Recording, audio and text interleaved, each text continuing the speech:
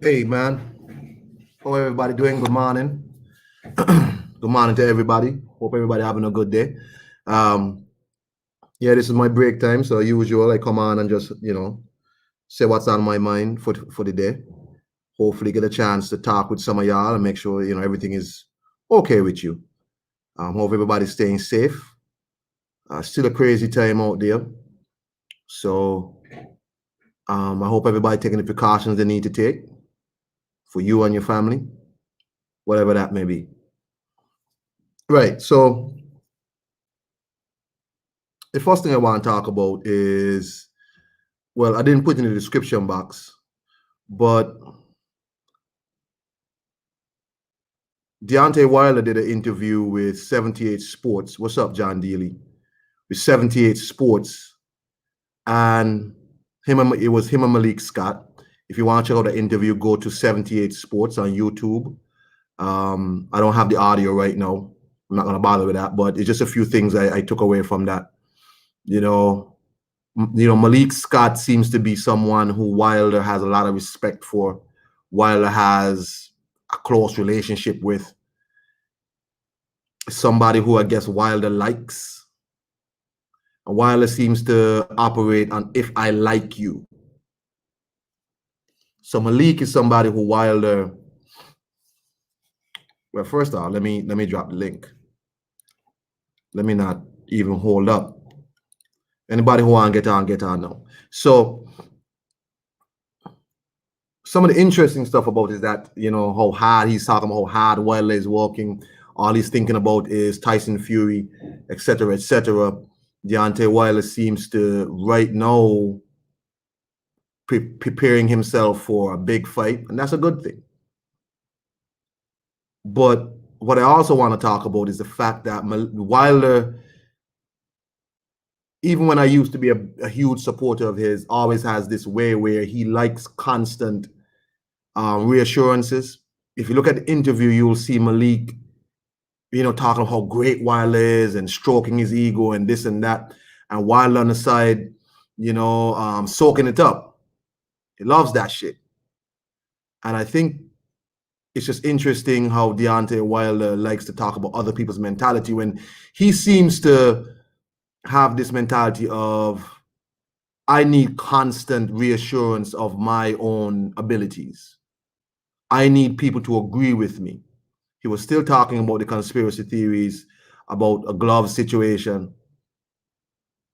He's still, Malik is talking about how people try to bury Wilder and all this, and they try to do something to Wilder, and this big conspiracy is always surrounding Deontay Wilder. Well, let me just say, there's no conspiracy surrounding Deontay Wilder. No conspiracy surrounding Deontay Wilder. Nobody cheated Deontay Wilder out of anything. I think it's offensive that Malik Scott seems to be feeding that sense that some great wrong has been committed against Wilder. Malik Scott seems to be the exact person that Deontay Wilder wants, a person that tells him what he wants to hear. Again, go look at the interview. You'll see it's just this very strange dynamic between the two. Some people will say they're close. I just find it strange. Among some of the things Malik Scott said, he said that Deontay Wilder's situation is reminiscent of Ali's situation. And he tried to preface it by saying people are gonna take it the wrong way, but there's only one way to take it, and that's just how you said it. Just like Teofimo Lopez's father made the ridiculous comparison that what Teofimo did with his contract situation, his purse bid situation, compared to what Muhammad Ali did with his situation, Malik Scott effectively saying Deontay Wilder, his situation off, out of the ring is comparison to Muhammad Ali's situation outside the ring. And I don't know why it's so easy for these boxers to invoke Muhammad Ali's name when they're going through their situation. Malik Scott started out by saying how Ali is his favorite fighter and he loves Ali and all of that and all this other bullshit. But just like Teofimo Lopez's father, I'll say, could you please not invoke Muhammad Ali's name? There's no comparison to what Deontay Wilder is going through to what Muhammad Ali went through. Nobody was trying to take away Deontay Wilder's career. Nobody was trying to take away his livelihood. Muhammad Ali's career was taken from him by the US government. Muhammad Ali was talking about an unjust war that America was being dragged into, and black people who were being discriminated against, who were being brutalized in America, were being forced to go over to fight a war for a country that does not love them. Deontay Wilder was fighting, or not even fighting, he was going through a court process to solidify his contractual claims. Whether or not Deontay Wilder won the arbitration, he would have still had a career. He would have still had a career. I think it's incredibly offensive to someone like me who takes race issues extremely seriously. Someone who considers himself decently studied in history, especially black people's history, African people's history.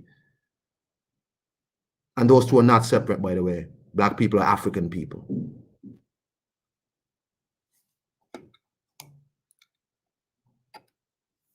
Oh my God. I'll get to that, cat. I mean, the video was extremely ridiculous. And Malik Scott is feeding into this victimhood that Deontay Wilder constantly tries to push to make himself seem like some great black leader. He calls himself a leader. Calls himself a leader in the community. I would say Deontay Wilder is a success story from where he comes from to what he has accomplished. Well, let's not get it twisted. Deontay Wilder is not reminiscent of anybody like Muhammad Ali. He has not gone through anything like Muhammad Ali.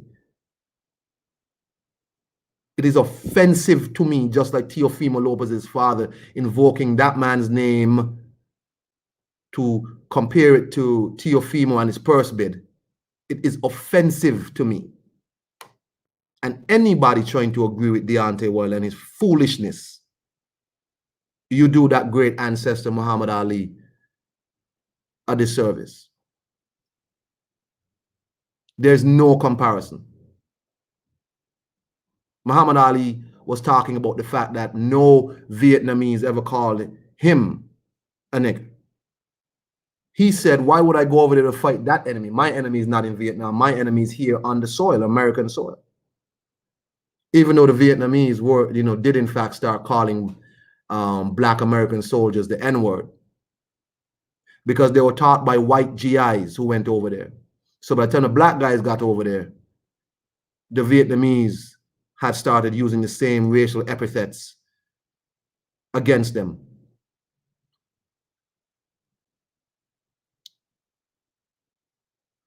Deontay Wilder has to stop this foolishness. You can talk about how proud you are that you won your contractual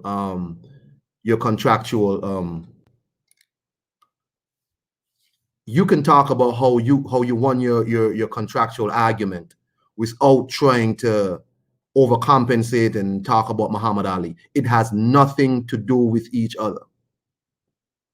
You are not fighting for no rights of our people, of African people in America, black people in America, whatever you want to say. Has nothing to do with each other. It is offensive. It's ridiculous. Nobody did no great wrong to you, sir. Nobody was trying to put you in jail for being a draft dodger, quote unquote. All you did was win a court case or arbitration case.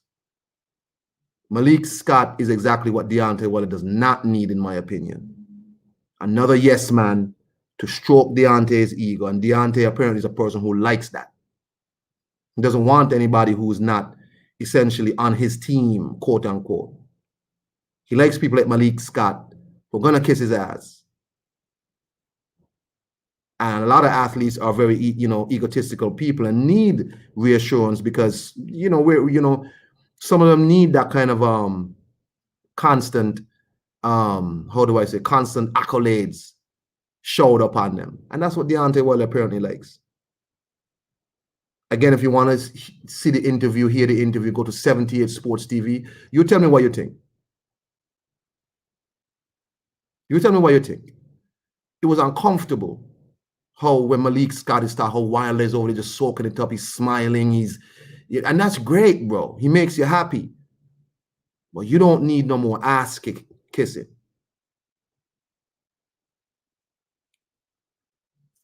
And definitely Katako. I saw it when he started bringing in how Tyson Fury exercised some kind of privilege. Some kind of privilege in America. I don't know any great white heavyweights in America that's been loved like that, especially in modern times. I don't know any. All I know have been black. But somehow Deontay Wilder figures that there's a conspiracy out towards him. There's no privilege that Tyson Fury got. Deontay Wilder again doubled down on the whole conspiracy about how he didn't feel good and all this other bullshit. And Malik Scott is there feeding it. Yeah, yeah. The interview was embarrassing to me. John Dealey, what's up? Hi, Kung. So let's have a look at this a bit from a different perspective slightly. When Lennox Lewis lost to Hasim Rahman, he had to go to court. He won a court case.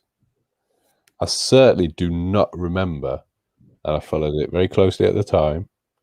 I also predicted Rahman to win. The first fight, that is, not the second one.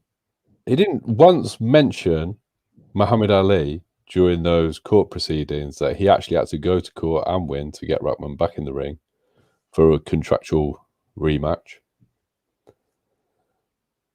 And more recently, Eddie Hearn had to start a court case against Andy Ruiz for that rematch.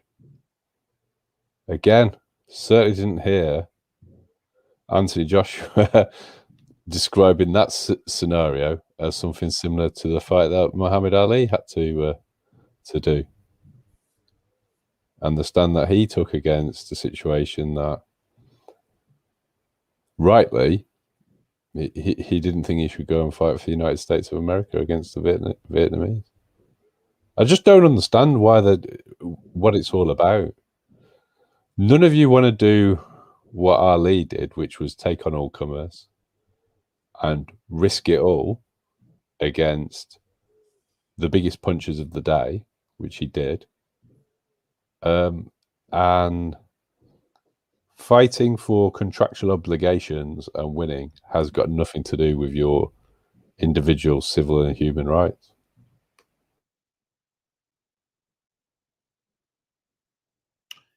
I agree with that. Kat, of course, said, I understand why Wilder and Malik are working together after seeing that video. Malik was just stroking his ego to the edge of the earth and back. It was uncomfortable. The problem with this, right? Have you watched the video that Anthony Joshua put on his own YouTube going through the defeat against Andy Ruiz? Yes.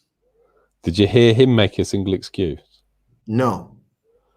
Did he come out and do what needed to be done to win the rematch when people thought he couldn't? Yes. And has that not got something to do with taking ownership of his shortcomings in that fight? Yes, sir. So to grow as people, we need to be taken to uncomfortable places, look at our weaknesses, and devise strategies to improve them. Having somebody sit there and say, it wasn't your fault, don't worry, it was everybody else's fault, but you're fine, you don't need to do anything, is a recipe for disaster. What I dislike a lot about the video is that Malik Scott, somebody who, in my opinion, took a dive against Wilder.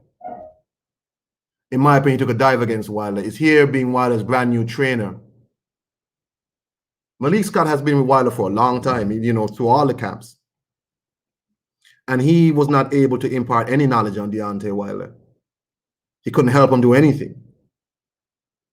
Malik Scott is now there being some kind of motivational speaker, and it's just a bunch of pseudo information, foolishness.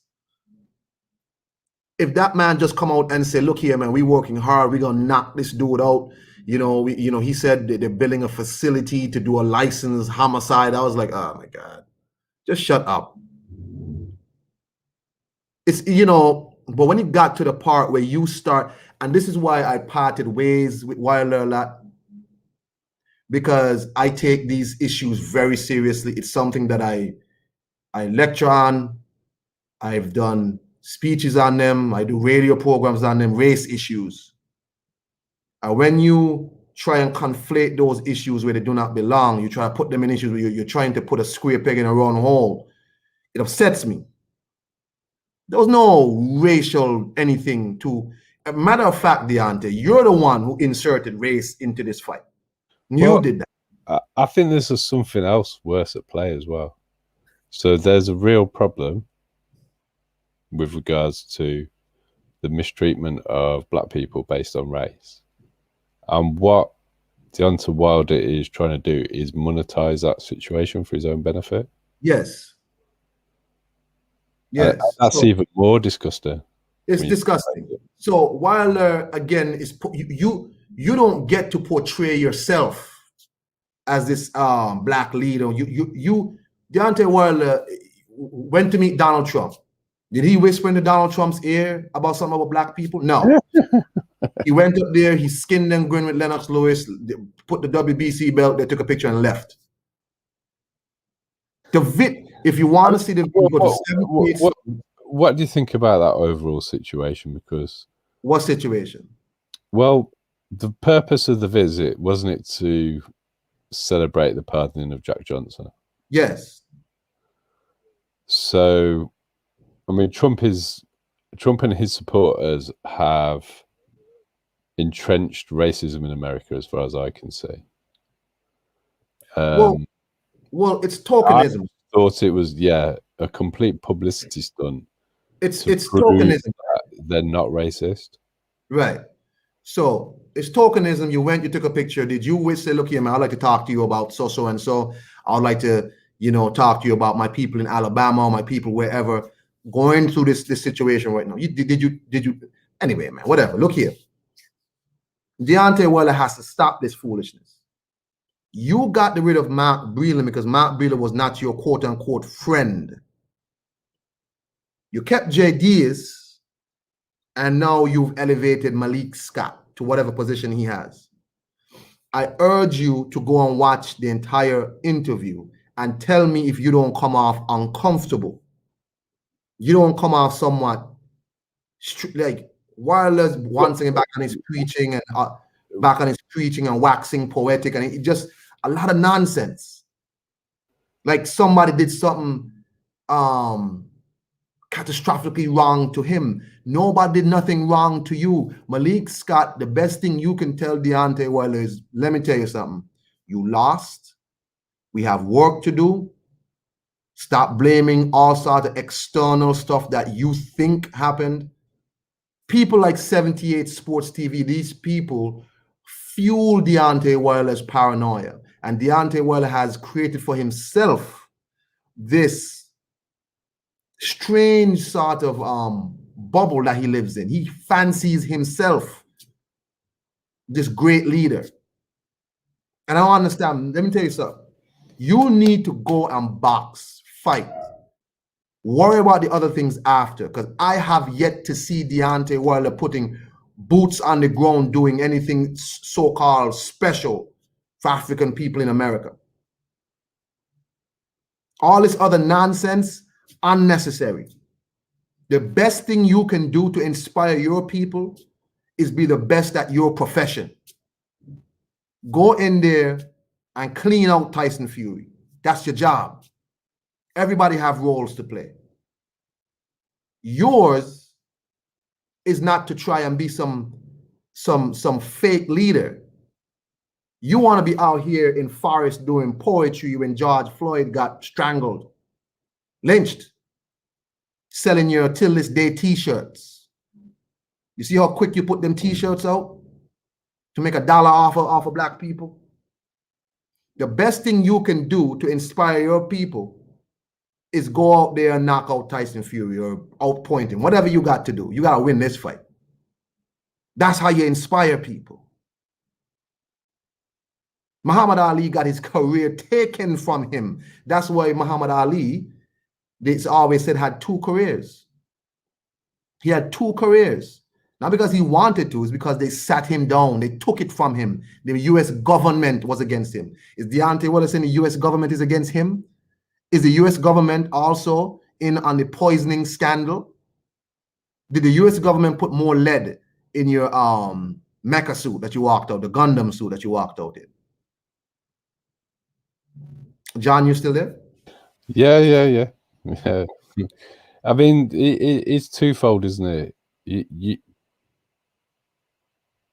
Ali made a stand that he knew was going to cost him money, possible incarceration, and other issues, other problems. Nothing about what Ali did was going to result in him bettering his situation.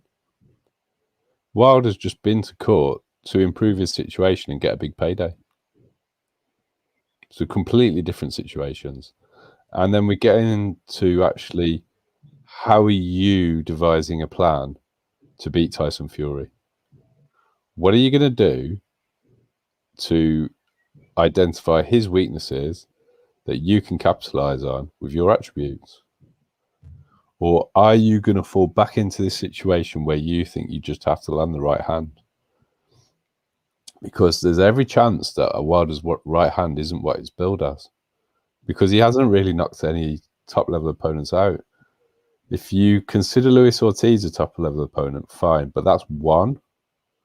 The other top level opponents that he's fought are Bermain Stavern for the WBC title, not the second fight, and Tyson Fury. And he hasn't knocked any of those opponents out. So if he's going to just revert to type, how's he going to win?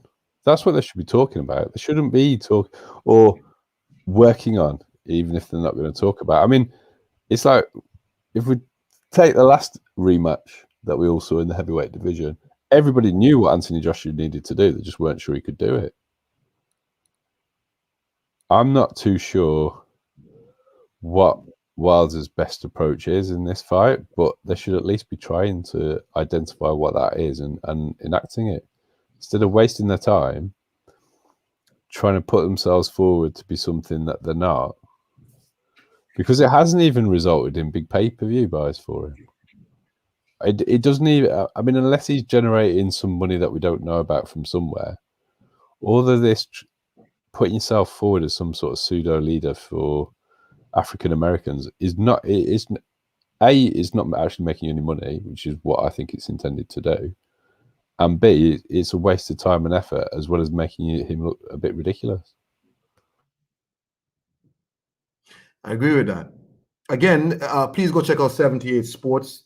I don't have the audio right now. I really don't feel like playing it because... Please don't. I've heard enough of these interviews over the years and all this LDBC type narratives that I just can't entertain it as something that's actually worth getting involved with. What's disappointing to me is that maybe I'm wrong. So if I am wrong, could people correct me? I really didn't hear too much about technique. I didn't hear too much about who are you bringing in to spar. I didn't hear too much about none of that. But in a way, there's wrong with keeping that to yourself. But at least be focusing on the fight. None of this. That's fine.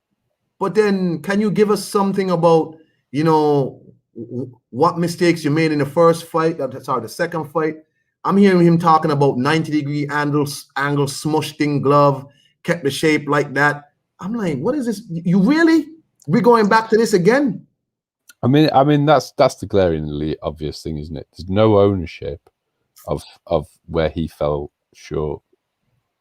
There's no. This is like a child saying it's not my fault, somebody else did it. Hey man, he's supposed to be a grown man. I was disappointed in the interview. And again, I need to know, why is it so easy for these people to keep invoking Muhammad Ali's name? Why is it so easy for people like Teofimo Sr. and Malik Scott? And It's a really recent thing as well. Because, like, as I pointed out, you never, ever, ever heard Lennox Lewis never ever talk about it. the past boxing people had so I much. don't remember Evander talking about it. I don't remember Mike Tyson. He used to talk a lot about a lot of people, but he didn't really talk about Muhammad Ali. These people had so much respect for Ali and so much reverence also, for what he did. They wanted to be themselves as well. Right. You're out here talking about, I'm like Muhammad Ali. Even if Malik Scott says that, you Wilder, you should have said, nah, it's not like that. I'm not going to compare myself to that. But this is a guy who said he would clean out Joe Louis. This is a guy who said he would knock out Mike Tyson. So he don't have no respect for them past fighters. So let me tell you something, man. Deontay would have got to get his head on straight. Stop trying to be what you're not. Your profession is boxing. That is your profession. Jack Johnson and Joe Louis and them inspired people by their actions inside the ring.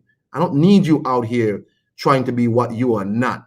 Stop letting Malik Scott blow smoke up your ass. Work on your game. Stop thinking about this grand conspiracy against you. You're letting these fools over there fool you and put this battery in your back to talk about this conspiracy theory. It's not necessary. You are not Muhammad Ali. What you went through is nothing like Muhammad Ali. You ain't did nothing. No, you ain't took no great stand for black people. You just won an arbitration case. That's it. Well, that's fundamentally not a stand for black people, is it? That's to put money in his own pocket to have a big fight. His own pocket. Yeah, that doesn't do what situation. Before I leave, I did this topic because I don't want to spend too long on it. I just wanted to get this. Well, there is one last point I'd like to make. Go ahead. So he never gets any credit for it in today's era, but I don't know if people realize Joe's the short guy in that picture. Yes. Joe Louis did do a lot for the black cause in America, but he didn't do it by vocalizing it, or he did it by winning. And why can't Wilder just do that? Because his actual real story, and people point this out a lot, is actually a good story. He went into boxing to help his daughter who's not well. Why does he have to try and pretend to be all this other stuff? I mean, he certainly isn't this killer that he tries to make himself out to be. In all reality, I think one of the reasons he's never wanted to fight Dillian Whyte is because he's terrified of the man. Because, I mean, Dillian Whyte is actually quite a scary guy when you find out some of the things he had to do growing up as a young person in difficult situations. Why can't he just put forward a positive story about the fact that he did what he could with his talents, attributes, however good they may be, to make a better life for his family, which is a good thing. Well, why can't he just put that forward and win? That actually would create a positive role model, which would be something good. In Deontay Wilder's case, his reality is even better than fiction. As I started out by saying earlier, Deontay Wilder, he's a success story coming from where he comes from. He didn't get to be that basketball player he wanted to be. He didn't get to do a lot of things. He was doing deliveries or whatever. And his child was born with spina bifida. And you said, look, I'm gonna have to go fight. I'm really gonna have to go fight for money. Literally a gladiator story. Look, I'm gonna have to fight for money. This is a movie. People make movies like this. I have to fight for money to pay for my child. That's not good enough. And in a situation as well, where you have a very warped idea of what it is to be a man in certain societies, America being one that doesn't have a good idea of what it is to be a man. Actually providing for your family is actually what it is to be a man. And he could have just showcased that. Right. Just in trouble. I mean, I'm not going here to tell you that you're wrong. I mean, a lot of people would love to see him come back. But all the other extra shit from Wilder, bro, not necessary, because people like me who take these things very, very, very seriously, I take offense to these things. You don't get to use the issues and the struggles of Black people to monetize it and to make yourself what you're not. I don't need you to be that for me, sir. I need you to go in the ring and win. That's your job. That's your lane. You know what I'm saying? So as I close off on this topic, I just want to say, Deontay Wilder, you don't need anybody else constantly stroking your ego and reassuring you and all this. It's not necessary. You don't need that. Why is that something that you constantly crave? You need to work on your game, otherwise otherwise it's going to be a bad night again. I don't know which is worse, with Tyson Fury coming in and cleaning out Deontay Wilder, or Tyson Fury coming in and absolutely schooling Deontay Wilder for another 12 rounds. What's going to be worse? Because if this man comes in there and boxes you up and boxes you for 12 rounds and essentially makes you look stupid in there, I mean, damn, that might be worse. I'll close by saying, on the tip of taking care of his child, in the end, Deontay Wilder made another comment again about going out on his shield. And he said to the people, if you're worried about my children, they're fine. They're well taken care of. Don't worry about nothing. Essentially saying if he dies in the ring, it's fine because his children are taken care of. Let me tell you something, man. I find your fatalist wishes, your fatalist dreams, this illusion of yourself that you have, that if you die, somehow you'll be martyred. You're not going to be martyred, man. And you're going to leave your children out there without a father. And we don't need any more Black children out there without their father. And I'm telling you, Wilder, change your mentality, brother. You change your mentality. Well, to be frank, I don't think Tyson Fury hits hard enough to do that to him. No problem, but you need to be in the correct place. I agree with you. What you need as a fighter is to be brave, and you need a corner that's going to protect you from yourself. That's right. And Wilder decided to dismiss that part of his corner, and it's just ridiculous. Yes, as a fighter, you should have no quit in you, but you should surround people with your best interests at heart that will protect you for that reason, not the reverse. Although I just think it's more talk, to be honest with you, Kong. Yeah, I guess the actual worst thing that could happen to Deontay Wilder is he lands clean on Tyson Fury and knocks him out and dispels the illusion of his power. That would be the very worst thing that could happen to him. Because if he doesn't have power as it's billed, what has he got left?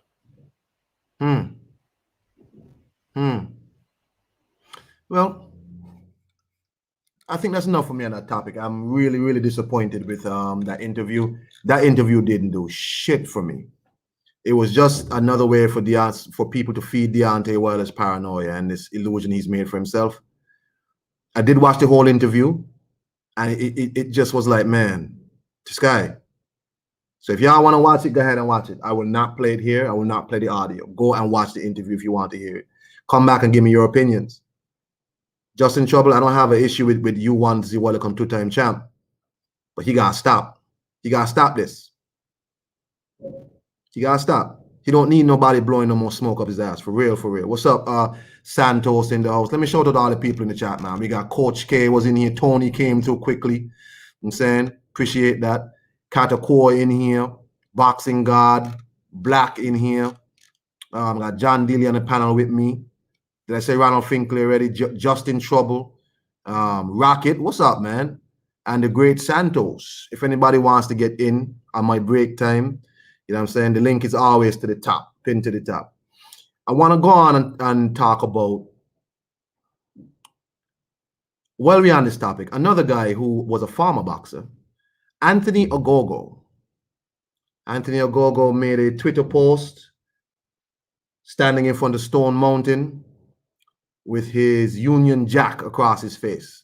And I understand that this is part of his whole pro wrestling shtick. Now, Anthony Ogogo, for people who don't know, was a former standout amateur, former pro boxer who got his eye smashed. He was one of the first guys I know of to get hit like that kind of injury. And he never recovered from that, really.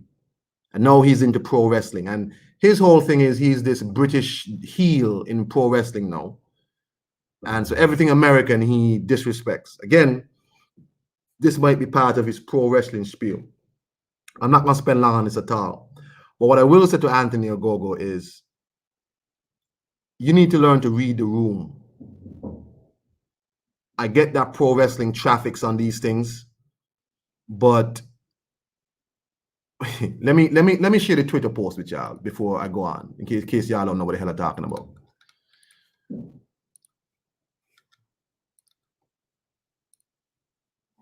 So here is Anthony Ogogo. That's the gentleman there. Stone Mountain behind. For people who don't know what Stone Mountain is, well, I don't have to tell the Americans what Stone Mountain is.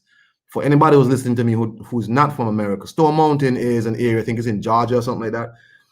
And this thing behind here is a bas relief of Major Stonewall Jackson, a former, a Confederate general or a major, whatever he was, a leader in the Confederacy.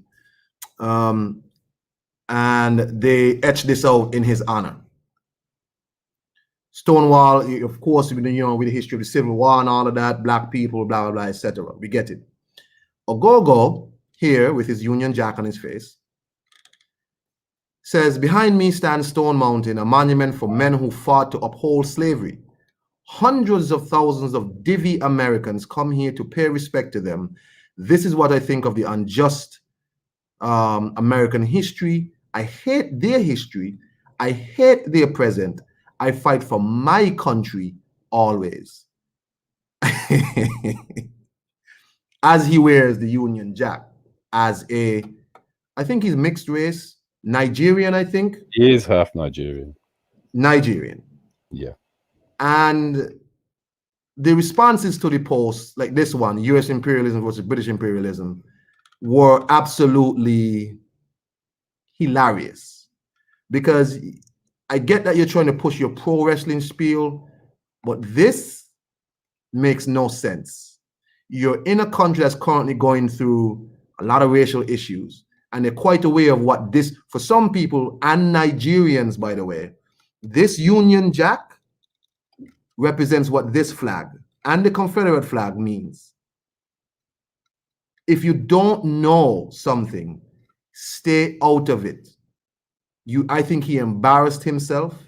He's not aware that this flag is the same as this, a monument for men who fought to uphold slavery. What is that on your face? I know John is a British man, but it's all right, because for the vast majority of British people, we were oppressed before the the ruling classes of our country went around doing it to everybody else. Well, to see this man come here and make this comparison is really strange. Anthony, I would encourage you. You know, you're not going to hear my stream, but if anybody doesn't know is Anthony Ogogo, read the room. Read the room. Read the room. A few hundred years ago, Anthony, you would have probably been somebody's prized favorite mulatto. Be very careful. Well. Let's, if we're going to talk about it, let's just explain something that I'm sure you're brutally aware of. If you were in Sandomang or Brazil, and a slave owner had a relationship with a slave that brought a child into this world, that child would be born free.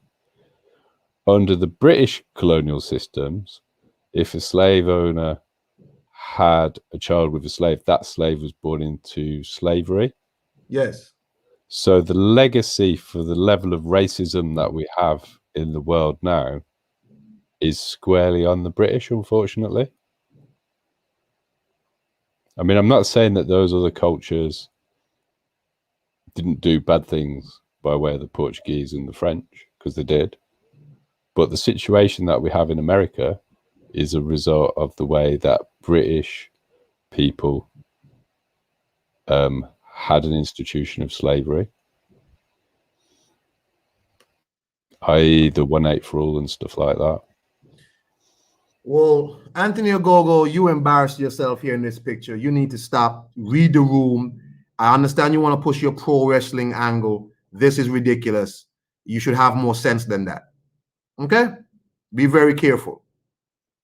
All right, that's enough for me on that. I want to get through all of this.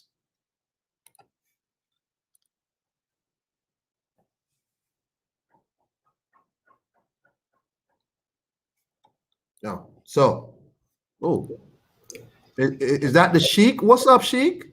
Yes, the Iron Kong presents the Iron Sheik, and today we present the jabroni of the day, Anthony the Coco. You get the jabroni of the day and the swift ass kick and camel clutch and bend over and be humbled. Humbled. You need to do the history, okay? The British were just as bad as the American, and the British are just as bad as the Españoles and all that stuff, and bringing the slavery and the trading the slaves. You get the jabroni of the day, okay? Thank you to our Persian correspondent, Khosrau, aka the Iron Sheik.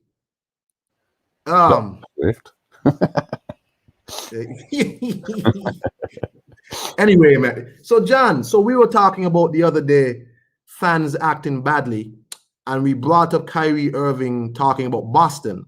So what has happened here is Kyrie Irving in the second game, Nets versus Boston, walking off the court, had a bottle thrown at him. You remember us talking about fans acting bad? I completely remember the conversation. I'm only being quiet because I just don't understand when it's going to stop. So he had a bottle thrown at him. Let me see if I can find the video. Let me see if I can find the video. Because you see, there's a lot of things that we can talk about. And again, like you said, John, it's hard not to link these things to race issues. It's very hard. And here you have people who are trying to, oh, well, here's a perpetrator. Here's a perpetrator.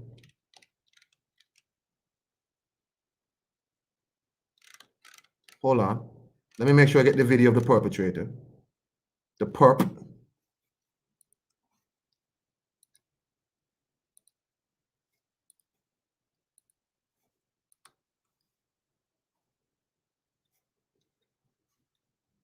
I don't want to play the song because it's not, be done about the fan was. Here's the perpetrator here.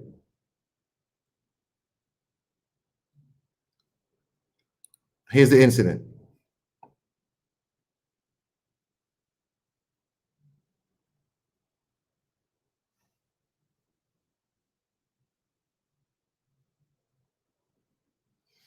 No, what's most distressing is that you have Boston fans, all these other people justifying what happened here, Kyrie Irving getting pelted with a bottle, based upon Kyrie Irving doing this. Based upon, let me see if I can find it.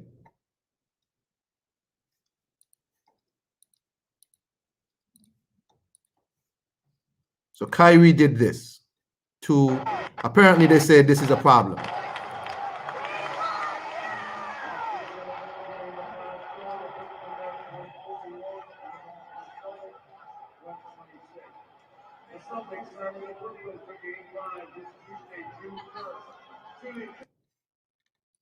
John, did you see all that? Yeah, I mean, I don't know what to say. I sometimes wish that they could spend a bit of time with Graham Souness. I don't know. Do you know who Graham Souness is? No. He played for the Liverpool team in the 80s that were incredibly successful. And as manager, he managed, to get it the right way around, Galatasaray, who are one of the Istanbul football teams, and the other team being Fenerbahce. After they beat Fenerbahce, he took the flag, the Galatasaray flag, and planted it in the middle of the field at Fenerbahce, which enraged fans who came on to attack him. Dean Saunders tells a story, as another footballer who was playing for him at the time, that somebody tried to attack Graham and he just completely knocked them out and carried on walking. It's like, you would not do this to this basketball player in real life. You feel so safe in the stands, but if it got real, it's not going to end well for the fan, is it?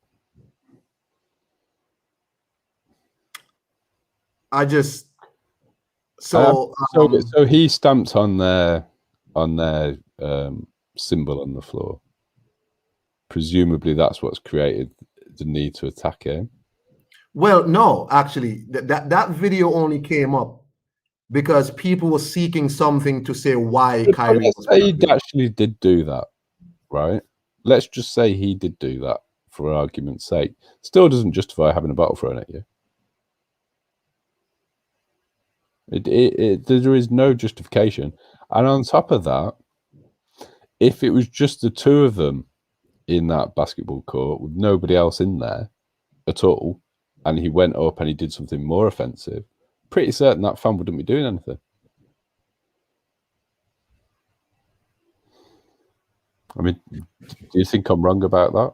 No, you're not wrong at all. You're exactly right. You know, you had another situation where another young man by the name of Ja Morant was in Utah, and they're playing against Utah right now, and Ja Morant's father and like his family was in the stands, and 3 Utah Jazz fans had to be arrested or taken out of the stadium because they were racially and sexually abusing his mother and father. Well, sexually, like verbal sexual talks. Yeah.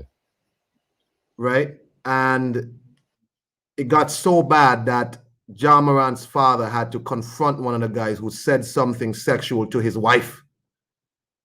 All because of whatever. This is the same place that Westbrook, as I told you, just has had a case thrown out against him because the fans verbally assaulted him.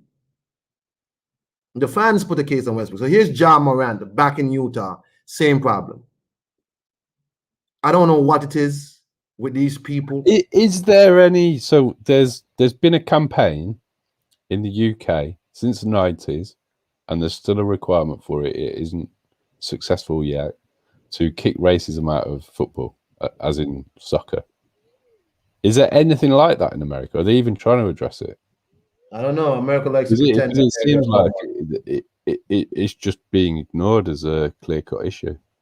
Well, you know what's interesting? If a player had done something to a fan, that player's face would be all over every single news outlet. But these fans can do these things to these players, and you don't even know who they are. No. What needs to happen is that if the player was to do anything, particularly in America, they would try and bankrupt that player. Yes, the fan would get all the money. I just find it weird that the NBA doesn't say, look here, you do anything to a player, you can't come to not one other stadium. If you get caught being racist in a football stadium in the UK, you will be banned from all football stadiums for life. Well, it's not like that in America. America, you get banned from your home stadium. I'm not saying they put enough effort into policing it, but if you actually fully get caught, then that's the consequence, as well as a criminal prosecution. And that's for using racially abusive language. Yeah, well, I'm saying that it's been stamped out on the back of that, but at least that's officially the stance that's taken by the authorities. Yeah, well, Kyrie Irving got a bottle back after him, and the fan just got escorted out. That's all. That's terrible, and I hope this stops sooner rather than later, before a player has to get up into the stands again. All right. Let me move on quickly to Devin Haney. So Devin Haney fought over the weekend, and of course, I guess the people who didn't like Haney in the first place not gonna like him anymore. After this, they have they found a reason to dislike him even more. I'm not sure what exactly is people's issue with Devin Haney. I guess because maybe some people say he's overhyped. I think he's just promoted. His father talks a lot about him. People don't like Devin Haney for whatever reason. I don't have an issue with him. Again, I think he's a kid with a lot of manners. He's respectful. He's not, whatever. But people seem to have an issue with Devin Haney otherwise. He fought Jorge Linares over the weekend. Linares, multiple weight world champion, multiple time world champion, 20-something knockouts, 35 years old, or 36 or something like that. And Devin Haney comes in at 22, the WBC champion, to fight Jorge Linares, who is his best competition to date. And Jorge Linares will be a lot of people's best competition. Devin Haney dominates most of the fight, 90% of the fight. He gets tripped up in the late rounds, gets punched in the face, gets wobbled. Devin Haney goes on, he holds on and whatever, and he wins the fight. John Dealer, did you see the fight? Yeah. So the people that have got an issue with this are the people that, to me, support the idea that Teofimo Lopez is undisputed. And I'm not necessarily coming from a point of view that Haney beats Teofimo. I just think they need to fight. And let's find out who the better fighter is. But unfortunately, because Devin got hurt by one of the proven heaviest punchers at 135 pounds, and he showed good survival instincts and survived, which is what a fighter is supposed to do, it's going to be used as a justification for Teofimo to not fight him, which is disappointing. I mean, there's things I'd like to see Devin do differently, but that's more about his training. Like, this was a good win. Linares is still a good fighter at 135. Yes, he's at the back end of his career, but he hasn't lost his power, and he caught him with a good shot.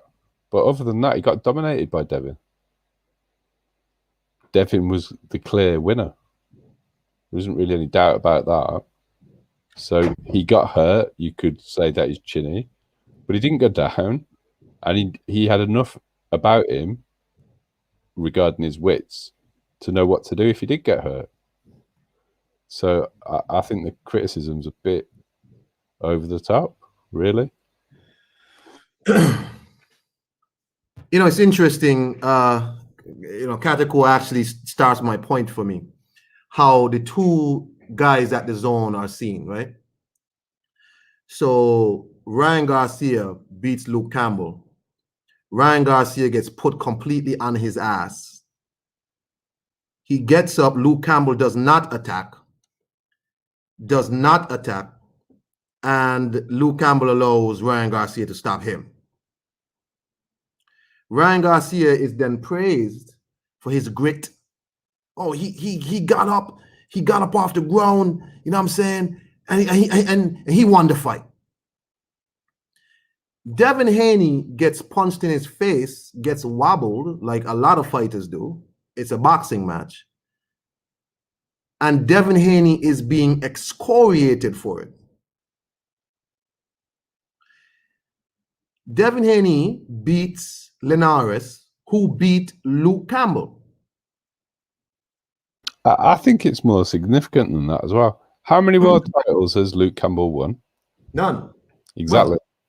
Well, No. do you consider interim and silver belts? No. Okay. 100%. Baby titles, unfortunately, Tank Davis, are not world titles. So let's stack up the two people.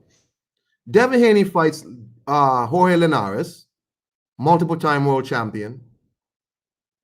A guy who gave Lomachenko a lot of issues before he lost. He fights Linares, who has more knockouts than Devin Haney has fights, more knockouts than Devin Haney has years on his life. He fights this guy and he runs up the score on him in the fight.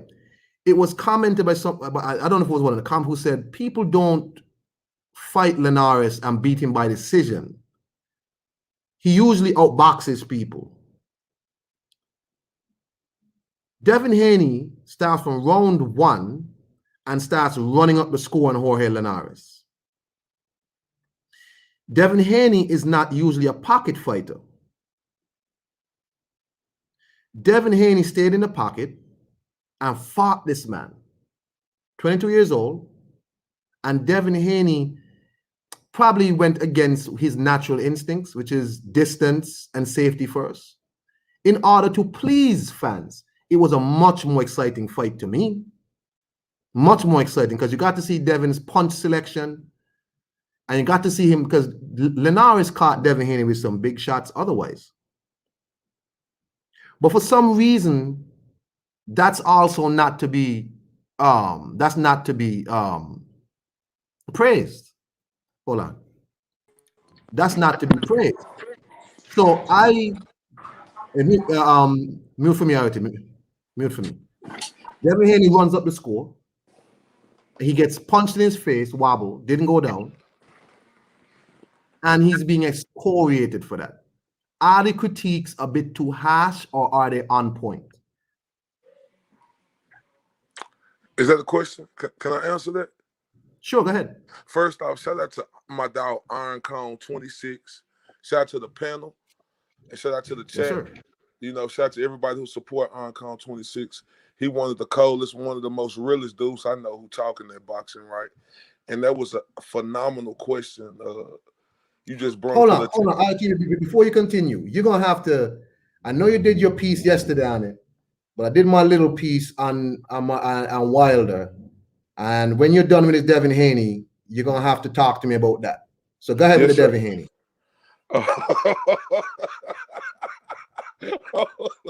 Boy, you threw a motherfucking curveball. But look, Devin Haney is not getting treated too harsh. This is boxing. When you make it to the creme de la creme, the top of the field, you are going to get judged even more harshly, bro. And Devin Haney, he is on top. He is amongst, you know what they say, the shines the lights are shining bright. So he's not getting judged too harsh. You know, like he made it up to this level, and at this level, when you fight against opponents like this, especially for the first time, because let's give Devin Haney credit, he is the champion. But this is his first time fighting a guy. I think he was ranked number 11 on BoxRec, ranked number 7 in the Ring magazine. So this was his first time fighting an opponent of that caliber. So people have to look at that. And Devin Haney fighting somebody at that caliber like that, you know, we seen some some things that we could be critical of Devin Haney about. You know, this is boxing. When you move up and you fight the tougher competition, it's gonna be harsher criticism and it's gonna be greater praise. Can I ask you a question, IOTBA? Yes, sir. Do you think that Devin was a clear-cut winner? What, in the fight? Yeah. Oh, absolutely. I think he was the clear-cut winner. And how do you rate Jorge Linares? Oh no. I give Devin Haney all his credit. I'm not on her criticizing Devin Haney. No, he fought a top opponent finally, in my rock voice, finally. So that's out the window if he's fighting somebody who was in the top 10 or not. He did that. So that's a check mark off the list. We don't have to say that about you no more, Devin Haney. Thank you. You finally fought somebody in the top 10 to where we don't have that to say on you no more. But yeah. Yeah, that's fine. I mean, that's answered everything I wanted to understand, because I think that's Kong's point. He's beat a good opponent comfortably, But because we've seen him get hurt by somebody who is a big puncher, proven big puncher at 135 pounds, he's now been written off as having no chance against Teofimo Lopez and Tank Davis. But what I'm at a loss to understand is how many 135 pounders has Tank Davis really knocked out? I mean, I don't know how many he knocked out, but I know his knockout ratio is 94%.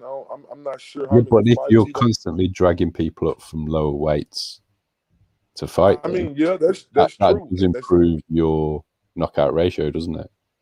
Yeah, that's true. I agree with you 100%. But getting back on Devin Haney, he finally fought somebody, who is a real opponent, John. And you just stated that, and he got touched up a little bit. I think I think it's a good result. I think he did get hurt, but by someone who can punch, and he showed good survival instincts, and he won the fight. So I think I think he did well, and I rate him absolutely. in RS. Absolutely, he did well. But the thing is, in boxing, bro, it's like opinion based, right?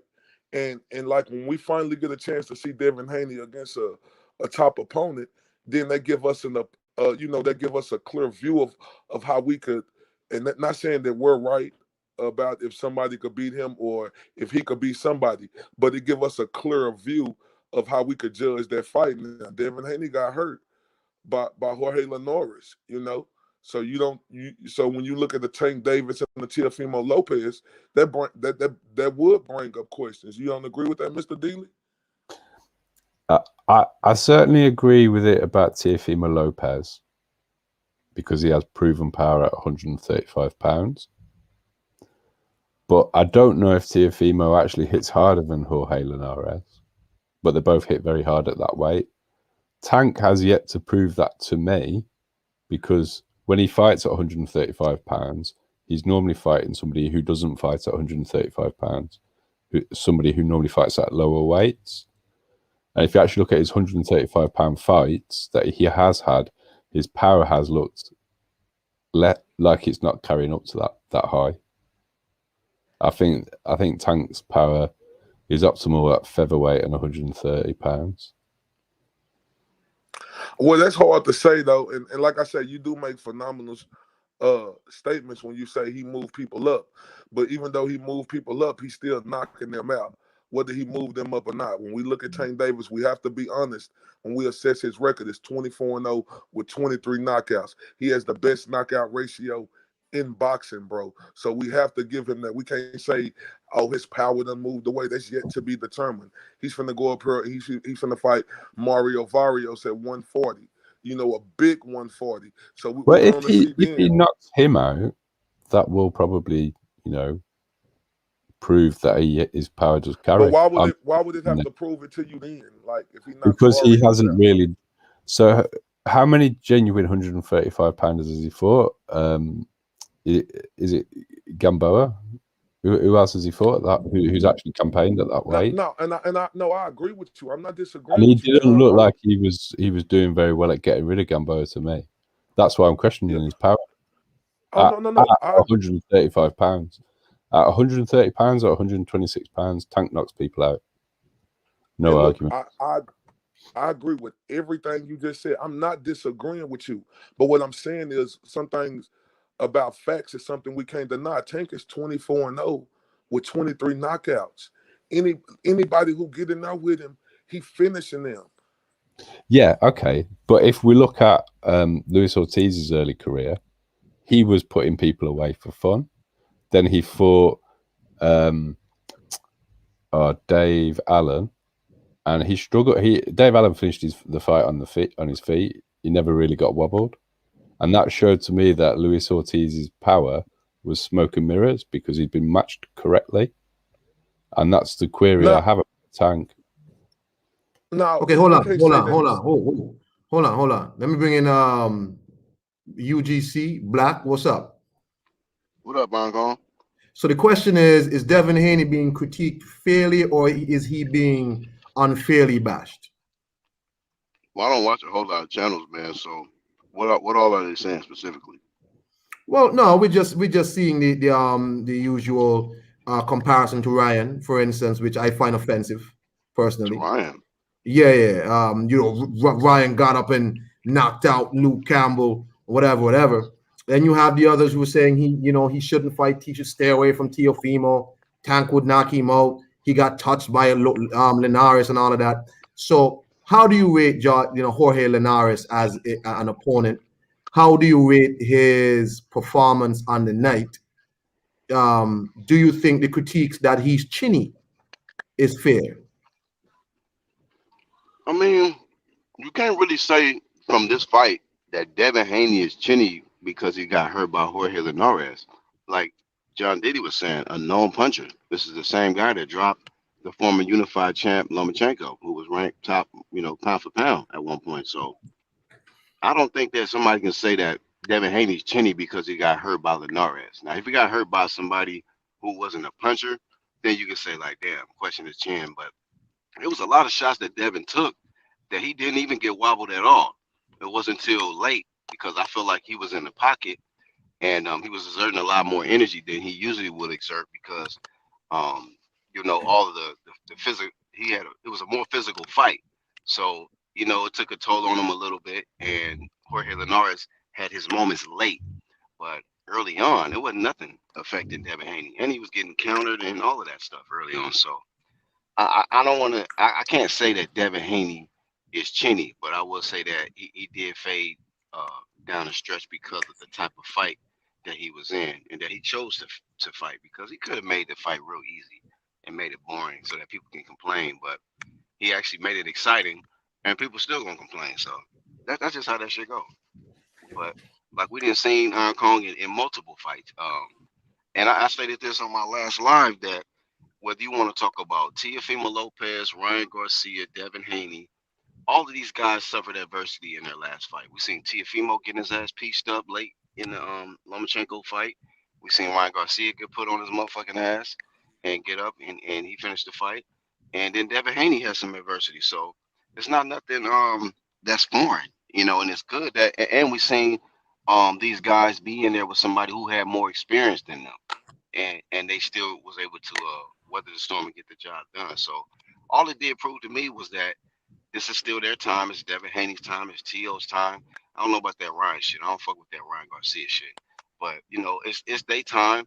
And after all the criticism, as long as when they finish the narrative, as long as it results in we want to see Teofimo versus Devin Haney next after he beat Cambosos. That's all I really give a fuck about. Because I just don't like when people want to criticize and say, see, he would have did this to him, but then when it come time for the fight to be made, they don't want to talk about the fight.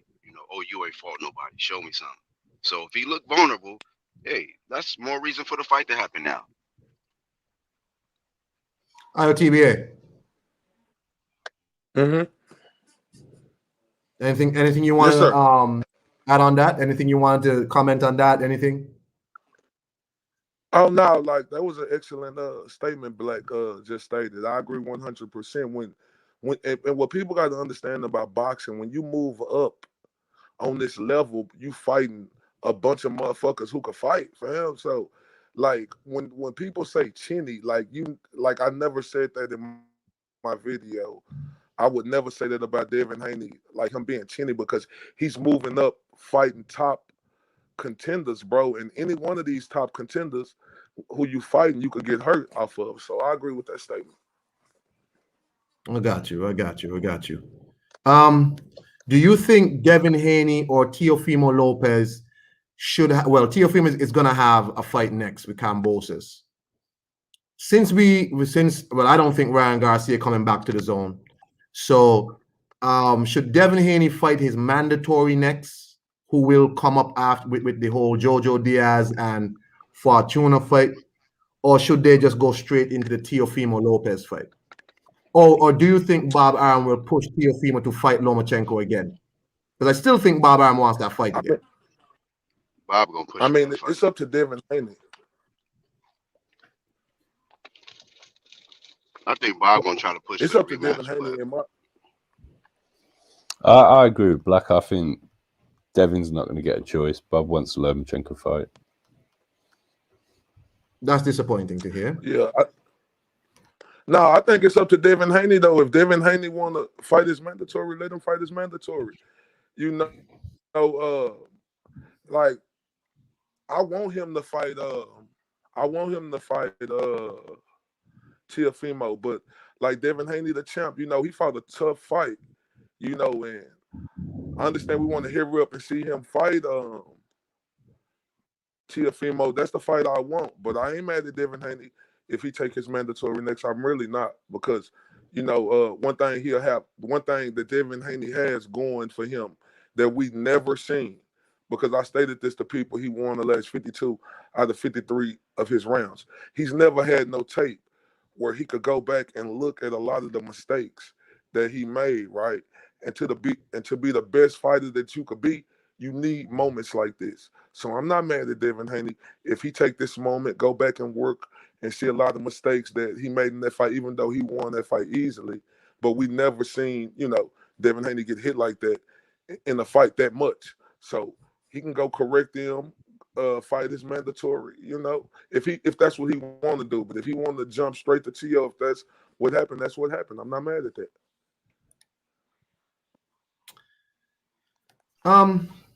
Undisputed next, man. I like seeing people. I like seeing people who are undisputed. I like knowing who the man is in the division.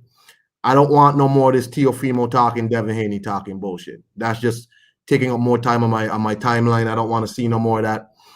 Let's just end it once and for all, because it's not like if these guys fight at 135. No, that don't mean they're not going to see each other again.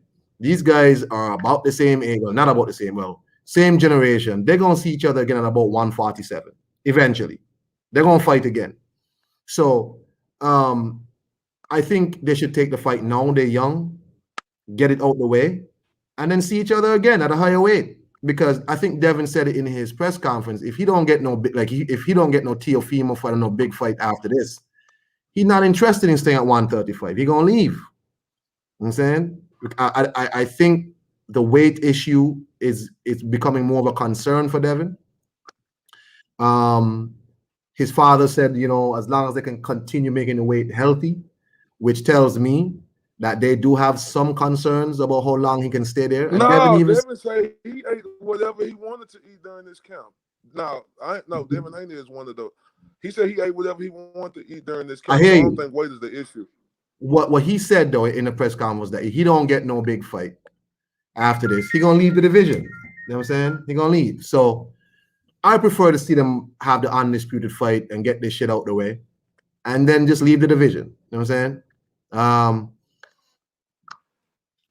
Kat says weight is an issue for Lopez, not Haney. I mean, Lopez is in fact a big dude. So yeah, I want to see undisputed fight next. I don't care whatever. If Devin thinks he's ready, go ahead. You know what I'm saying? Let's see the fight. But in my opinion, I think Bob Arum will find a way to make Teofimo fight at least one more fight before Devin. He's trying to give Loma another opportunity, man. Yeah, he wasn't pleased when Teofimo beat Lomachenko. He wasn't happy about that. And I don't understand why. I think Teofimo is the best thing for Top Rank. But Bob Arum, man, this dude is shit. You gotta remember about Iron Cone, that Bob Arum, that was the first fighter he petitioned to get the franchise for.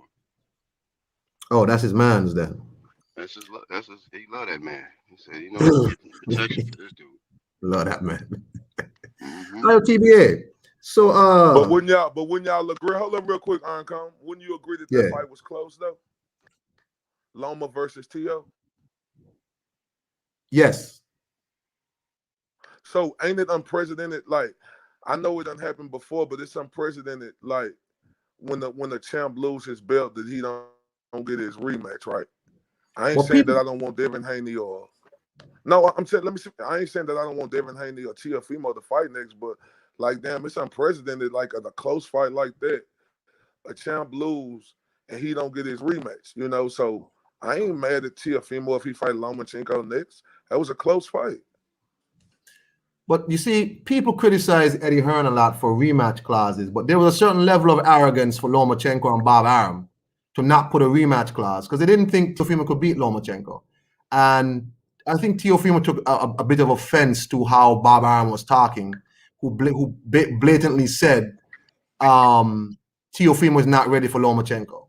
So I think he took offense to that and said, I'm not going to give you no rematch, right? So that whole rematch thing, that's really on Lomachenko. There's a certain level of arrogance that you have to have, right? So that's just my opinion. I mean, if he fights Lomachenko, that's a good fight too. That's a good fight too. But I mean, it's not like then Nobody calling for that fight though.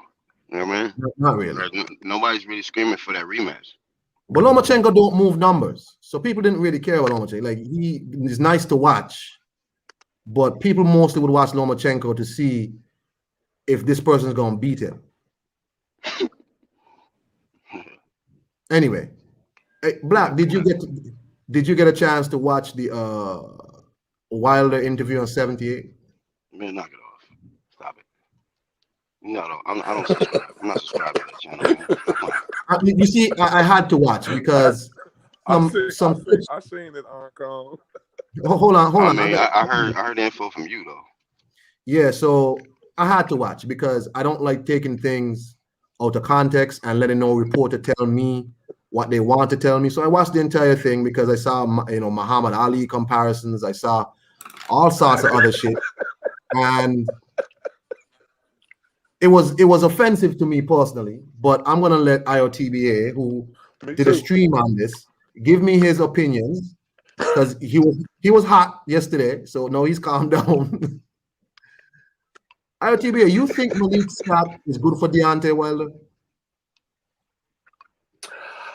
I mean, I would never knock Malik Scott. Look, he has more boxing knowledge than I got. This dude been a dude who been fighting since he was 12 years old, and he damn near 40 years old now. So would I say this guy don't got the knowledge to where he could give Deontay Wilder wisdom? Absolutely, he could give him wisdom. It's so I wouldn't say he's not bad for him. Anybody who's been boxing that long can give you wisdom, but just how good of a coach he is for him, that's yet to be determined. Because my thing is, in that interview I seen yesterday, right? It's very disappointing when you get an interview when it's just one-sided. Like, I wanted to hear some real questions. I don't want to hear all the fabricated shit. I wanted to hear the real shit. Ask Deontay Wilder this, ask Deontay Wilder that. Like, I heard this dude use word like decapitate. I want to disfigure his face so his mama don't know what he looked like. Fatality and homicide. And then this a dude, who it's a lot he said yesterday, Iron Call. It's a lot, bro. That disgusted me, like it disgusted me to just hear that interview, especially like you said when Malik Scott said what he said and the comparisons to talking about Wilder is the next best thing to Ali. Are you fucking kidding me? And then try to say Wilder's situation is like when Ali said no to going to the army. Are you fucking kidding me? Like, are you being that fucking disrespectful? It's just that interview was bullshit. And salute to 78 because like I say, he one of the top dogs in boxing. That's something I can't deny, fam. I will not hate on him and say I won't put him on the wall like the YouTube shit. You know what I'm saying? Because, he been around a long time and his organization that he built. You said he on your wall. I don't agree. No, like, like he one of the ghosts on the YouTube. Like, I put him up there. Oh, I thought you said it was on your wall or something. Like, what? No.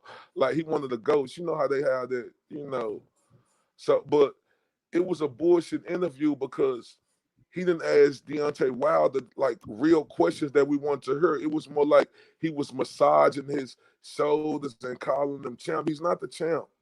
He's the ex-champ. It was just a lot of propaganda and nothing that we really got out of it yesterday, in my opinion. What's your thoughts, Iron Khan? I think the same as you. I thought the interview was not useful at all. I was watching the interview and I was just like, bro, I came here for some boxing talk to hear about how you preparing, what you thought about. No, you've passed all that shit about glove blade. But what did I get? More, oh, the gloves were smushed in, and more, I felt weak, and more, all this is like, I would think after all this shit has passed, have set yourself to reassess the second fight and give an honest analytical breakdown as to what went wrong, what you could have done better. Instead, what I got was an opportunity for Wilder to, as you say, push more of his propaganda. Watch Malik Scott massage this man. There was even a point where it looked like Wilder winked at the camera and licked his lips or some shit. I was like, bro, what the is this? Oh, come on. When Malik was talking, I was like, He what is ain't Wilder lying, doing? Black. He telling the truth. Wait. You said while Malik was talking? Man. Yes, bro. Black. He telling you the truth, bro. Said he was It was licking his some weird lips while ass he was shit, bro. Say that shit was weird looking at, bro. I ain't lying, bro. So wait, hold on, man. It's not lying. I swear to God, I haven't seen this shit, but y'all, it almost sound like the shit was moist. Well, y'all talking and shit. It was uncomfortable. Huh? It was uncomfortable for me because bro, it just looked like somebody who, again, at times I guess everybody wants to be told that they're good at their job, but Malik was just over the top. Wilder's like Ali. They tried to bury this man. They tried to do this. And Wilder's on the other end just smiling, skinning and grinning. You see how blushing. his face was doing? Like, oh, like God was, like he was feeling the touch of God when Malik Scott was talking. Man, bro. I was like, bro, some weird ass shit. Talk your shit, Malik. Hey, bro, I ain't lying to you. That was some weird ass shit. Like, that was some weird ass shit to look at the way this dude, like, look, this is where I, watching that interview, like, I really question this dude being Iron Cone and Deontay Wilder corner, bro, because it's clear to me he is just there to collect a fucking check. He say he's already proud of him. Proud of him for what? For making all these goddamn excuses of why he lost, and we never seen no evidence or proof. Like, bro, I swear to God, like, I don't feel comfortable with that dude training Deontay Wilder, bro. Like, this is not gonna end well for Deontay Wilder, fam. That's just my opinion. Yeah. All I'm saying is to Deontay, bro, I really hope that you're not depending on just getting these empty compliments and all this shit. I really hope you're working hard on your game. I was really hoping for more conversation on boxing per se. I don't need all this other stuff. I don't need all this other thing. I don't need that. I don't need Wilder trying to do poetry and all this other stuff. He talks about race issues, but the truth is it was Wilder who inserted race issues into the fight in the first place. I'm gonna make you a Black History quiz question and all this other. It's like, bro, what are you? Oh, God damn! And look, Iron Cone. This motherfucker gonna talk about white privilege. Did you hear when he said that yesterday? Yeah. That shit really pissed me off, bro. When he said that. What? Why is that? Go ahead. Give me more. Why is that? Tell me. The reason why it pissed me off because it's like he said white privilege, right? But I'm like, damn, Deontay Wilder, it ain't like you talking about white privilege in boxing.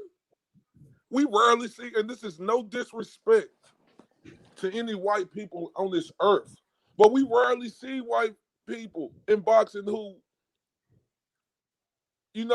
champions are making this type of money. We just don't see it that often. Am I lying? Iron Cone? No, you're not lying. You're not lying. So when he say white privilege, I'm like, damn, boxing is ran by blacks and Hispanics, Latinos, blacks, and like this is their sport, and this is not being racist at all to white people, but this is not their sport in boxing, and I'm not trying to be funny at all. And then when he say white privilege, Iron Cone, white privilege? Okay, let's talk about that. Because see, you had a black trainer in your corner, Mark Breland, who you publicly tarnished his name and said he did this and that. But the white man in your corner, Jay Diaz, yeah, you denounce him and make Malik Scott your new trainer, but he's still an account. But you quietly do that. You know, it wasn't no big deal about that. So did you give Jay Diaz white privilege? Because Right. Good point. he publicly fucked Mark Breland, the black man, over. He quietly, listen to me, quietly dismissed and denounced Jay Diaz role back a little bit, quietly. So did you give him white privilege? Deontay Wilder? I'm just saying, it's just crazy to me. What you think about that, Carl? Man, listen, the whole thing is just ridiculous. I think Wilder is groping for more excuses. Talking about white privilege. The only privilege he had was a privilege to beat your ass in the ring. That's it. You know what I'm saying? The man, he didn't have no extra help. He didn't have no extra nothing. He just beat you up. That's it. And that's all. And the quicker he comes to terms with that, the better Deontay Wilder will be. It's not necessary for all this other dumb shit. But Iron Cone, he ain't did it shit. Like, he talking about we put hatred in his heart. How we put hatred in your heart?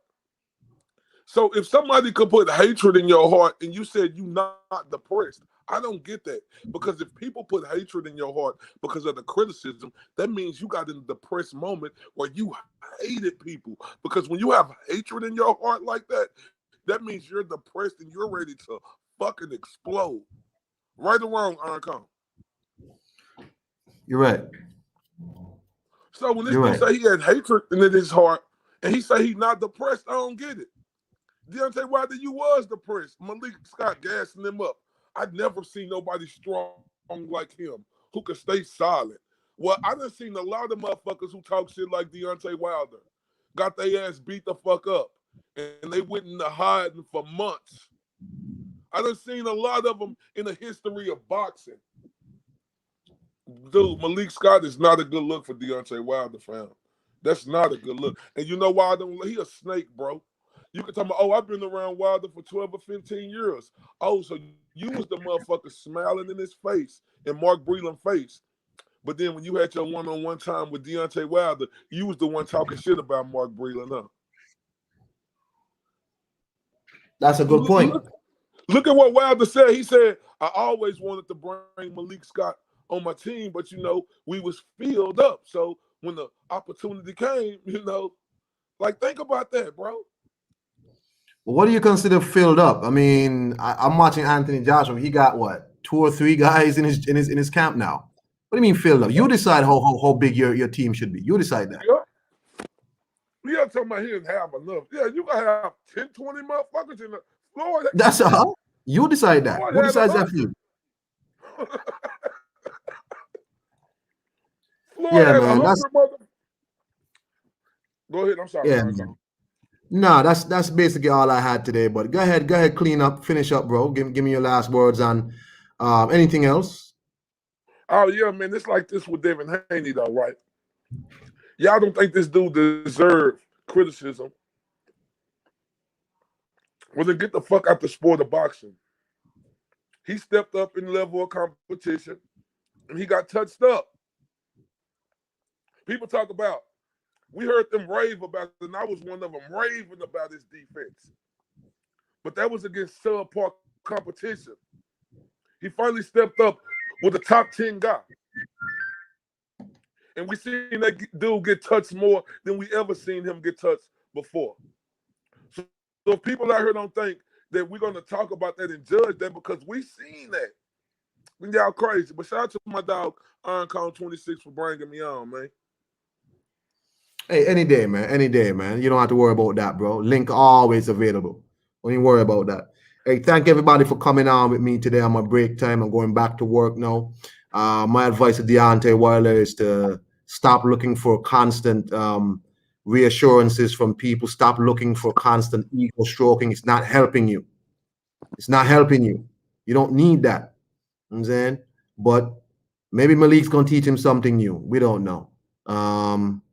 But in my opinion, I don't think Deontay Wilder needs any more ego stroking. He needs to get to work and stop worrying about what people think and trying to portray yourself as some black leader. You're not a black leader. You are a boxer. And what I need from you, you need to go into the ring and win. That's how you inspire me. Okay? Facts. That's all. Facts. That's it. That's it. Hey, peace to you, IOTBA, and peace to everybody who came on in the chat. Black, John Deely. You know, y'all be easy, man. Have a nice day.